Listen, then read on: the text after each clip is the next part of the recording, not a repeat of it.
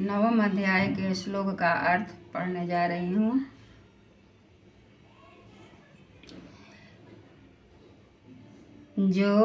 जो अनन्य भाव से मेरे में स्थित हुए भक्तजन मुझ परमेश्वर को निरंतर चिंतन करते हुए निष्काम भाव से भजते हैं, उन नित्य एक ही भाव से मेरे में स्थित वाले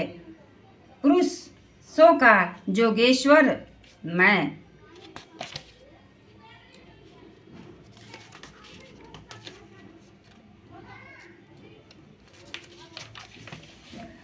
स्वयं प्राप्त कर देता हूँ। हे अर्जुन, यद्यपि श्रद्धा से युक्त हुए जो सकामी भक्त दूसरे देवताओं को पूजते हैं, वे भी मेरे को ही पूजते हैं, किंतु उनका वह पूजना अविधि पूर्वक है, अर्थात अज्ञान पूर्वक है, क्योंकि संपूर्ण यज्ञों का भोक्ता और स्वामी भी मैं ही हूँ, परंतु वे मुझ अधियज्ञ स्वरूप परमेश्वर को तत्व से नहीं जानते हैं। इसी से गिरते हैं, अर्थात पुनर्जन्म को प्राप्त होते हैं। कारण यह नियम है कि देवताओं को पूजने वाले देवताओं को प्राप्त होते हैं, पितरों को पूजने वाले पितरों को प्राप्त होते हैं, भूतों को पूजने वाले भूतों को प्राप्त होते हैं, और मेरे भक्त मेरे को ही प्राप्त होते हैं। इसलिए मेरे भक्तों का पुनर्जन्म नहीं होता। हे अर्जुन, मेरे पूजन में यह सुगमता भी है कि पत्र, पुष्प, फल, जल इत्यादि जो कोई भक्त मेरे लिए प्रेम से अर्पण करता है, उस शुद्ध बुद्धि निष्काम प्रेमी भक्त का प्रेम पूर्वक अर्पण किया हुआ वह पत्र पुष्पादि मैं सगुण रूप से प्रकट होकर प्रीति सहित खाता हूँ। इसलिए हे अर्जुन, तू जो कुछ कर्म करता है,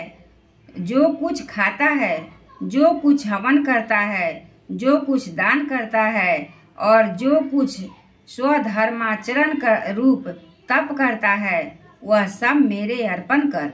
इस प्रकार कर्मों को मेरे अर्पण करने रूप से संन्यास योग में से युक्त हुए मन वाला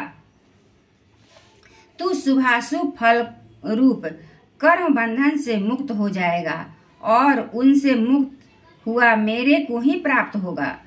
यद्यपि मैं सब भूतों में समभाव से व्याप्त हूँ, न कोई मेरा अप्रिय है और न मेरा कोई प्रिय है, परंतु जो भक्त मेरे को प्रेम से भजते हैं, वे मेरे में और मैं भी उनमें प्रत्यक्ष प्रकट हूँ। मेरी भक्ति का और स्वभाव प्रभाव सुनकर यदि कोई अतिशय दुराचारी भी अनन्य भाव से मेरा भक्त हुआ प्रेम को मेरे को निरंतर भजता है, वह साधु ही मानने योग्य है, क्योंकि वह यथार्थ निश्चय वाला है, अर्थात उसके भली प्रकार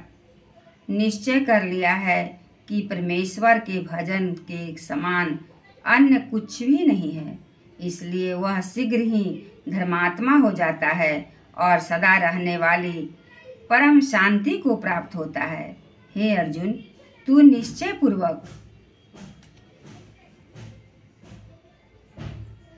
सत्य जान कि मेरा भक्त नष्ट नहीं होता, क्योंकि हे अर्जुन, स्त्री, वैश्य और शूद्रादि तथा पापयोनि वाले भी जो कोई होवे, वे भी मेरे शरण होकर जो परम गति को ही प्राप्त होते हैं। फिर क्या कहना है कि पुण्यशील ब्राह्मण जन और राजर्षि भक्त जन परम गति को प्राप्त होते हैं। इसलिए तू सुख रहित और क्षणभंगुर इस मनुष्य शरीर को प्राप्त होकर निरंतर मेरा ही भजन कर। अर्थात मनुष्य शरीर बड़ा दुर्लभ है, परंतु है नाशवान और सुख रहित, इसलिए काल का भरोसा न करके तथा अज्ञान से सुख रूप भासने वाले विषय भोगों में न फंसकर निरंतर मेरा ही भजन कर। केवल मुझ सच्चिदानंद घन वासुदेव परमात्मा में ही अनन्य प्रेम से नित्य निरंतर अचल मन वाला हो और मुझ परमेश्वर को ही श्रद्धा प्रेम सहित निष्काम भाव से नाम गुण और प्रभाव के श्रवण कीर्तन मनन और पठन पाठन द्वारा निरंतर भजने वाला हो तथा मुझ शंख चक्र गदा पद्म और किरीट कुंडल आदि भूषणों से युक्त पीताम्बर बनमाला और कौस्तुभ मणि धारी विष्णु का मन वाणी और शरीर से के द्वारा सर्व शव अर्पण करके अतिशय श्रद्धा भक्ति और प्रेम से विह्वलता पूर्वक पूजन करने वाला हो और मुझ सर्व शक्ति मान विभूति बल ऐश्वर्य माधुर्य गंभीरता उदासीनता